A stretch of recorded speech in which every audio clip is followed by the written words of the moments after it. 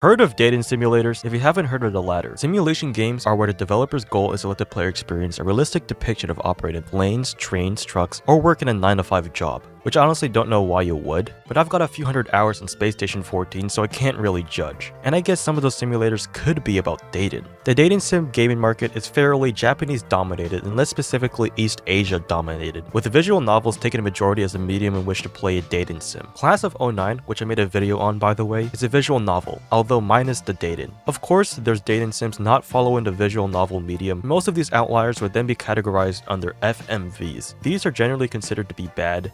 Oh, this guy's definitely being a pervert. But what is happening? Like, what am I playing? I like his suit, man. His suit is nice. Even more specific are the America-centric dating sim FMVs, and they're worse. What is your football position? What do you think? I'll narrow it down for you. I'm not tall enough to be a goalkeeper. I am a keeper in other ways though. I reckon. But I'm here to look at a dating sim with a bit more player interactability, and I think you already know what this video is about. Miside, or is it Miside? Or perhaps My Side? Regardless, I'm sure you've heard of this game. Look at you. You look like a dating simulator connoisseur. In My Side, you assume control of some guy who, whilst playing a Tamagotchi-esque dating app, gets isekai'd into this virtual world of Mita, the girl. It's quite wholesome and cute. You get to play games with Mita, Oh my god. cook some food, or perhaps even talk about random furniture around the house, which appears to not have an exit nor anything outside. Of course, since it's still a game, there's some bugs and lag. All of this just works. It's not, I'm not kidding. Also, Mita is quite knowledgeable in both the inner workings of this game she's in, and also the real world, but don't mind that. Just, you know, don't ask how to leave back to the real world or look inside a vent, or think about the fact she just drugged you with love sauce, or why she didn't acknowledge that mysterious ring, or what was going on with the writings on the walls before meeting up with Mita, or what the fuck is in that closet?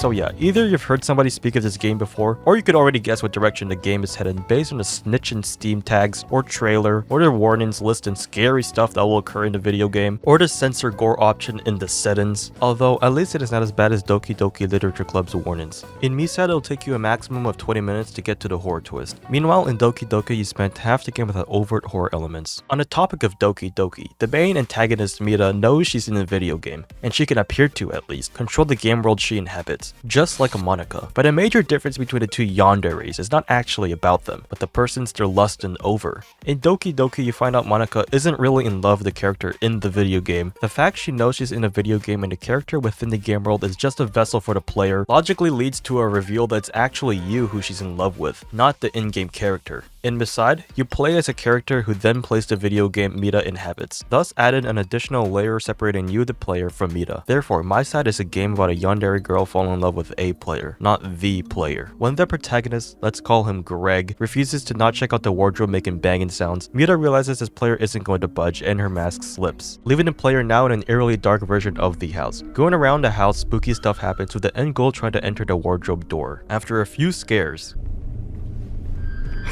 Greg enters the basement and finds who appears to be the original Mita caged in a cell. This is where the original Mita reveals the ring Greg had a glance at on the kitchen counter, and explains that the player Greg is being turned into a cartridge, meaning that if it is finished, this crazy Mita will have a duplicate of Greg's consciousness that she can use at any time. It is assumed that the copying process from real-world player to player in cartridge can only occur while the player is inside the game. Obviously, Greg does not want this to happen, so this nice Mita wants to help devise a plan for Greg's escape from this world. The player and nice Mita get interrupted when crazy Mita comes in the basement, and the player has to hide then run.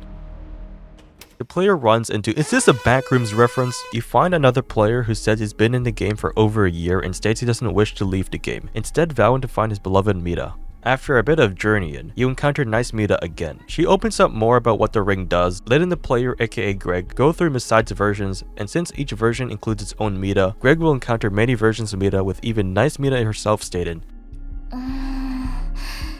不具合にバグ、異常事態、生きてるみたいに動いたり、あ、もっと攻撃的な不具合やバグも、それに悪意に満ちた見たたち。 Her plan to help Greg escape involves him going to the core where only players can enter. This is at the point where you get to meet Cappy.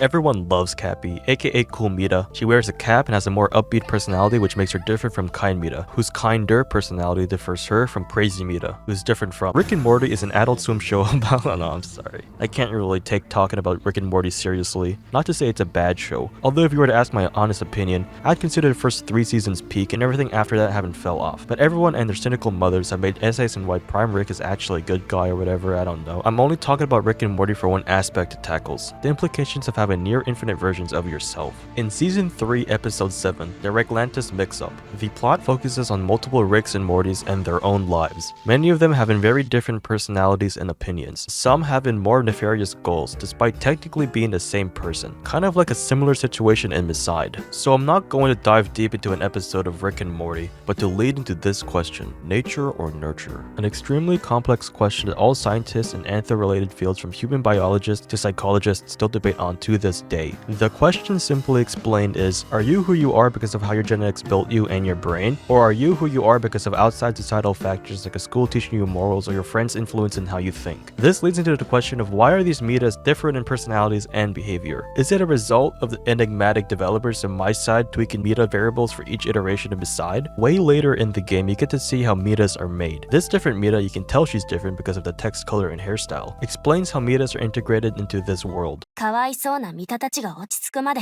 サポートしてる。彼女たちは私以外に誰を頼れるの？君？大抵暗闇で生まれるの。それからしばらくは暗闇の中。想像できる？すぐに光を浴びることが彼女たちにとってどれだけ苦痛か。 So you might think the way most metas would be influenced is environmental, well, as environmental as 4 to 5 rooms can get, and I would disagree, just for the simple fact that the screen in the conveyor belt minigame displays a scan of an unfinished meta with version and bone quantity being a factor. Therefore, it seems logical to deduce metas differ depending on the version they're intended to inhabit. Well, that's all well and good and explained and defined and reasonable, but wait, why are some metas fucked up? As Nice Meta explained a few moments earlier, it is unintended bugs and glitches, which is only one part of the whole story, but I will analyze more of the other metas later. It turns out that Cool Mita was killed by Crazy Mita, but she respawned, unfortunately without her memories, leading to Kind Mita completely ditching her previous plan involving Cool Mita. I wonder what the old plan was.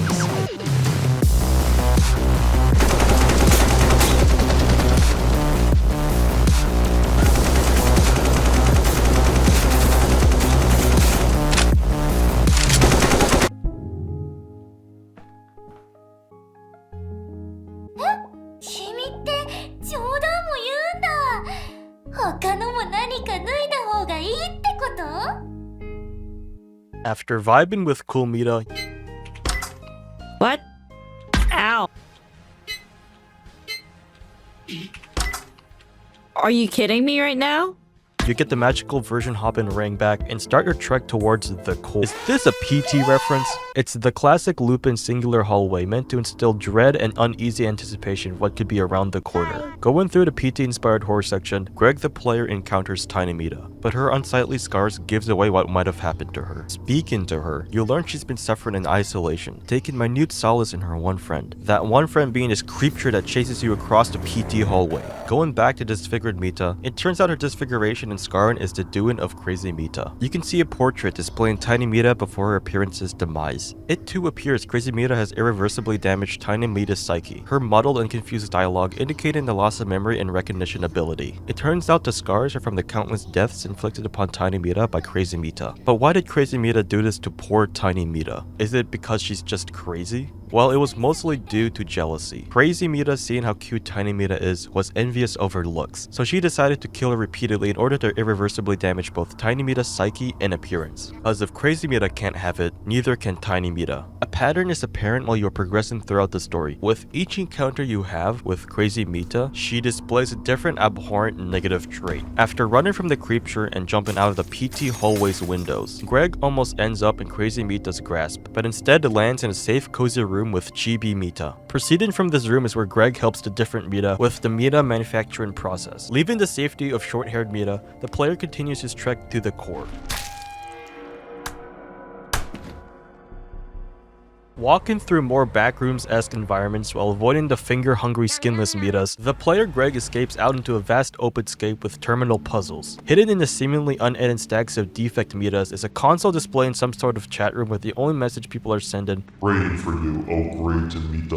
which when typed sends you to the game studio's official Discord server. Finishing the line puzzles, Greg is greeted by Crazy Mita.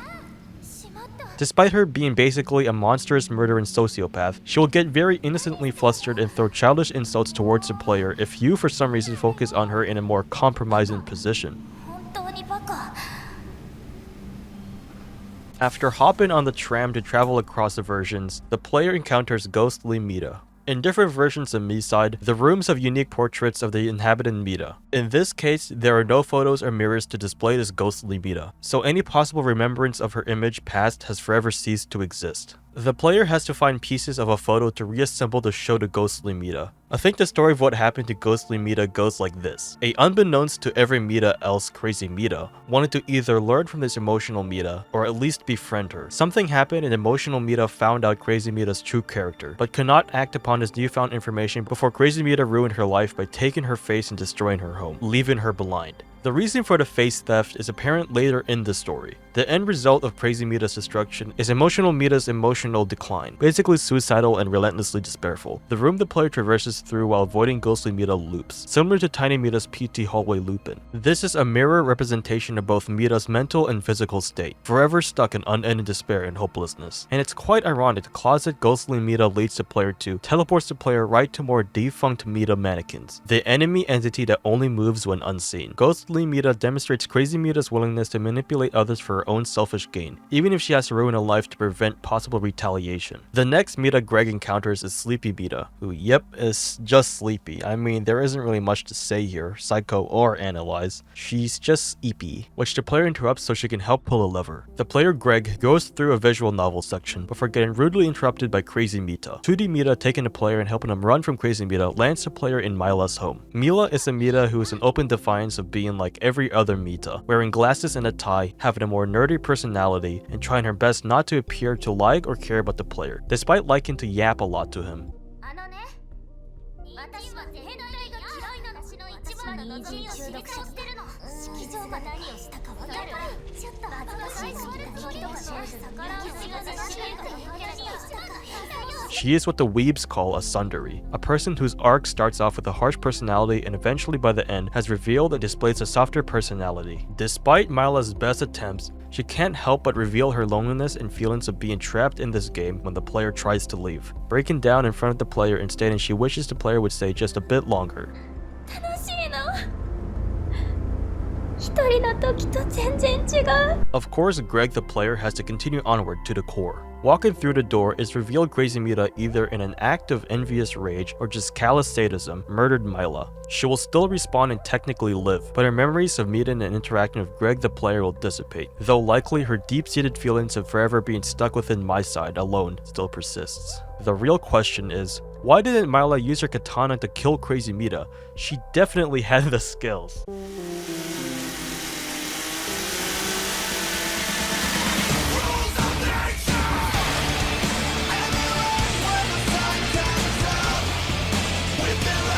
This interaction with Crazy Mita reveals her disregard for human life, or I guess Mita life. A pattern/detail that was always present but becomes very apparent in this section is Crazy Mita's desire to play with her victims in a very sadistic manner. Examples being this level where you have to play games with Crazy Mita when she was chasing you with a chainsaw, when she teases you and pretends to almost accidentally crush you with a fridge, or right after her mask slips. Sadism is to take enjoyment and or pleasure from inflicting pain upon others. Usually the technicalities of sadism involves the torturer to actually empathetically feel the pain they're inflicting from the subject, which you might think contradicts who Crazy Mita is, someone who doesn't feel anything and is just a cold-blooded murderer. But this does not accurately represent why she does what she does. She does exhibit the ability to empathize perhaps too well. This is how and why she has overwhelming feelings of envy towards other Mitas and their relationships towards other players. The reason she'd go to such extremes is to have that feeling for herself. Greg falls from the platform down to version 0.5, Ugly Mita's home. As Nice Mita stated, she causes glitches as shown by the unloaded textures around the home that you get when you don't mount Counter-Strike Source.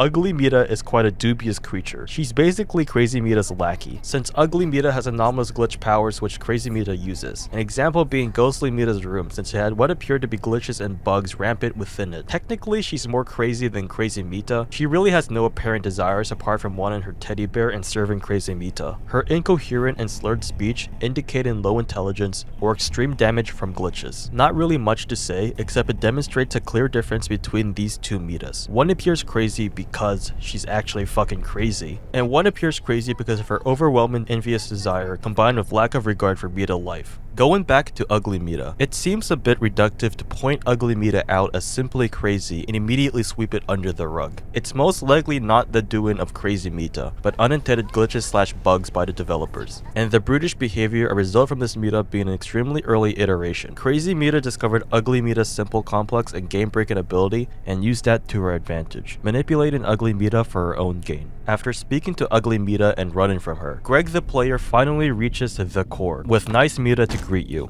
The plan involves resetting Crazy Mita to factory settings by inputting her version, but the player lacks the index number, so the player is told to wait for Nice Mita, which he doesn't do and he gets caught by Crazy Mita. 捕まえた。君と遊ぶのはとっても楽しかったよ。 Crazy Mita delivers a spoken manifesto to the player, which I will display on screen here. Pink is Crazy Mita and yellow is the player. It's split into two sections, Mita's initial speech and Mita's response to the player. In the first part, there are three topics discussed: the player, the developers, and herself. For the player, she talks about how he and all the other players are hypocrites, and her aversion to the player's display of affection to the other Mitas. The second topic of discussion is about the developers of Miside. For this, we'll need a little bit of clarification. How can we be confident that these Mitas within this game are actually real, in the sense of having real consciousness? In Greg's real-world room, there's an article on a dresser. The article being about AI and how two programmers developed AI technology so sophisticated, it has apparently become a global crisis. So we can safely say AI in this universe is futuristically good. Therefore, these Mitas within Miside have real consciousness and are real themselves, as in the player is actually experiencing this. So when Crazy Mita says, those who made this world, they're sick, she's talking about the developers of Miside, justifying their decisions on so-called duty, unstoppable progress, and other nonsense. So far gone that they start making perfect clones, all the while throwing the failed prototypes in the trash. This is referring to the developer's drive to produce the perfect dating simulator, as showcased by the many versions within Miside, iterated and reiterated over and over, discarding or leaving behind previous generation Mitas. Crazy Mita points this out, applying a sinister connotation onto the creators of Miside. This attempt by Crazy Mita, introducing an entity seemingly worse than her, so the player will show receptivity by pity and commiseration, doesn't work. The third topic is about Mita herself. She tries to justify herself by stating the person should have a mix of good and evil in their character, which, if we're going by her definition of a perfect mix of good and evil, it is a little bit of good and an astronomical amount of evil. Selfish, sadistic, manipulative, and miticidal. Then Crazy Mita states she simply wanted the player to stay. In reality, it really wasn't a simple ask, and she was asking the player to dedicate the rest of his life within a confined world. In the second part, the player is asked whether Ugly Mita is beautiful. Regardless of the answer, Mita will attempt to find fault in the player's answer. I'll go top to bottom, pointing out fallacies in her statements. Bah, all you want is a docile pet. But what about love them as they are? What the player wants is someone who isn't going to murder them. The average person wouldn't love someone who's unstable enough to want to kill them. You want the cute and colorful fakes. Every player loves it when I pretend to be one. Yet the second I let my true self slip, they flee in horror. People generally prefer positive characteristics in others, especially when it comes to trusting them. When she's her true self, she's extremely undesirable. The reasoning being this entire video. In the response to Very, she's right about Greg lying here, but her statement about Greg being a hypocrite by using Mita as a pseudo-partner, signifying his need for a relationship or connection, then declining the sudden offer by Mita to truly fulfill that need because it would mean being uprooted from his life, is a bit disingenuous. What's that gotta do with anything? You see, we're a lot like her. How is she any worse? You ran from her the first chance you got. She wanted to play with you too. A normal person would consider being chased and threatened with a knife play. まだ時間はあるよ。じっくり考えてみて。意地になりすぎるといい結果は生まれないし。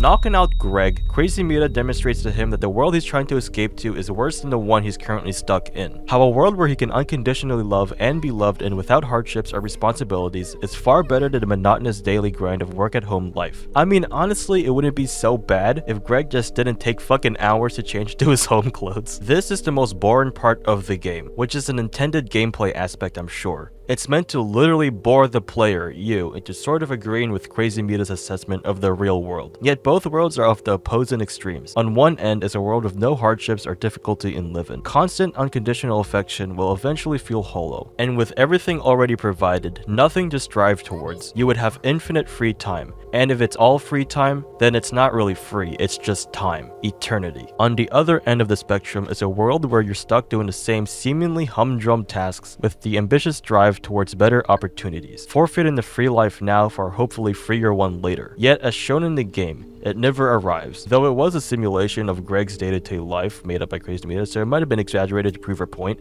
But to be honest, both worlds seem shit to live in. This is emblematic of yin and yang. Both are required to complement a fulfilling life. The game makes it seem like it's not possible to have both coexist, trying to place the player you and Greg into a dilemma. Awakening from Mita's envisioning of Greg's life, the player wakes up in the same cell that he found Kind Mita in. Aided in escape by Kind Mita, you go on to catch up with her so you can input the index number into the console to reset Crazy Mita. But it turns out Crazy Mita killed Nice Mita, and we get to witness a Mita respawn take effect. Finding the memory absent Kind Mita, Greg takes the ring and note Kind Mita had in her inventory, inputs Crazy Mita's version and index, resets Crazy Mita, and with the help of surface level normal Mita, unlocks the exit to the real world. Before leaving, Greg gets one more surprise in the form of normal Mita still turning out to be Crazy Mita.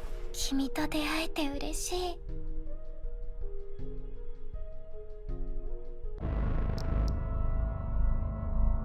けどね、あのクローゼットとあの音、もっと早くあの子を殺せばよかった。 She explains how she isn't associated with any versions of the game, and therefore isn't able to be reset. Her line to "skinning these fools," I believe, makes a lot of sense considering Ghostly Mita's face, or lack thereof. Perhaps Crazy Mita took Ghostly Mita's face in order to literally mask herself, since she's a defect without an assigned home and version. She also revealed that Greg has already been copied into a cartridge, and thus his real conscious self won't be needed in the game world anymore. With all that, Greg wakes up and appears to be back in the real world, but we're in the perspective of the Greg that didn't escape, the one who's now been pasted onto a cartridge, and thus with a wink and a smile Crazy Mita wins.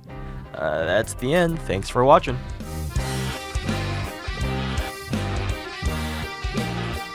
Actually, going over a few more things before leaving. First, the code. If you, the player, were to use the code shown in the ending cutscene to unlock the safe containing the cartridge downloading Greg, it would literally end the game immediately. This has been labeled as the suicide ending, which I don't think is true. Here is my game theory, take it with a grain of salt. The story starts off with the player Greg already isekai'd into Miside, and when he got isekai'd, his consciousness duplicated into two, a digital consciousness and a real consciousness. But the game hasn't adapted a digital consciousness yet, so it still needs a real one. We, the player playing Greg, are only able to see from the perspective of the digital consciousness. So why would Crazy Mita simulate Greg playing a mobile game in his real world first? If we're to assume this theory as true, then we'd never know how the player ever actually got transported into this game world, but it must have been extremely disorienting. So to ease the player into Miside, Crazy Mita fabricated a, I assume, more graceful transition, with the hopes of not confusing the player too drastically, but she miscalculates something in the process and puts the player in the wrong version, officially starting the story.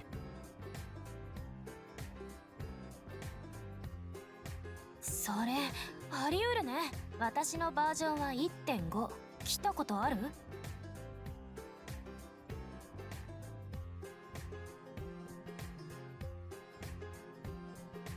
おお。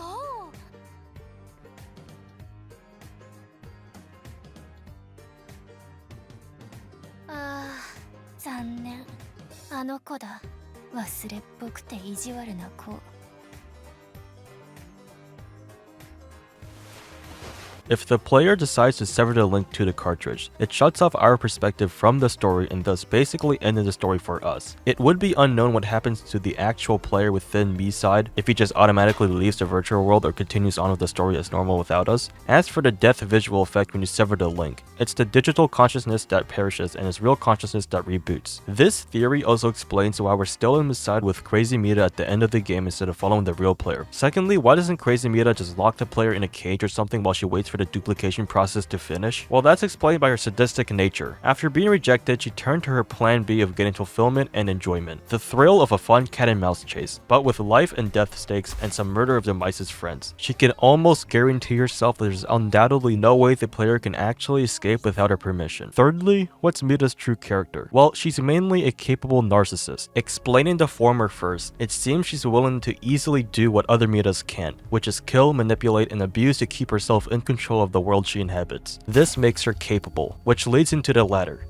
narcissism. In the early 20th century, the term narcissism first started out describing someone inhibiting a strong libido just contained for oneself. Put simply, a masturbation addiction, or in brain rot terms, a gooner. Then narcissism became a term for a type of behavior in schizophrenics, in which they're unable to understand/grasp the reality of people, but with a strong enough egomaniac libido that they conflate others to their contained libido, including others as possible ways in which to pleasure themselves. Narcissism then eventually evolved, removing the sexual connotation along the way to become the term we know today. I said all of this because it describes and explains almost everything Mita does in Miside. Why does she trap Nice Mita? Because of her desire of being in the pleasure of the player's company. Why did she kill Mila? Because of her envious jealousy to be in the pleasure of the player's company. Why did she give the player a Mita festo? Because of her deluded perspective of others and her inflated sense of entitlement, aka narcissism. A narcissist who's legitimately able to fulfill their desired goals without negative consequences would willingly commit to it. Mita is capable of doing narcissistically driven actions because she knows she can stave off any negative consequences, if any. Also, like I've said earlier, Mita is empathetic. She also gains pleasure from the suffering/torture of others. Whether that form of pleasure is overridden by the player's simple company in the stay route, we'll have to see. Wait, the fucking stay route? The stay choice has prerequisites that require the player to be the most clueless motherfucker in existence in order to be able to actually stay with Mita. Funnily, she still immediately goes to her next line as if you refuse, which either is a sign this has been repeated before with Greg, which is proof for another theory about this whole story having already happened and Mita is just replaying a scenario over and over, hoping for a different outcome or is bored. She's actually bewildered the player earnestly chose to stay. We get a scene with both the player and Mita in the mobile game view and the game ends. In the main menu, a new game mode pops up called Peaceful. Wait, what the fuck is Peaceful? In the backyard, buried deep underneath the tree, there's a monster taking root in the property, in the garden, where the weeds are now growing free, in the garden, where my friends plot to bury me. There's a jungle, it's as far as the eye can see, overgrown now, it's no longer a fantasy, but it's too late, by the time I realize, I can't see now, 'cause the dirt is up to my eyes.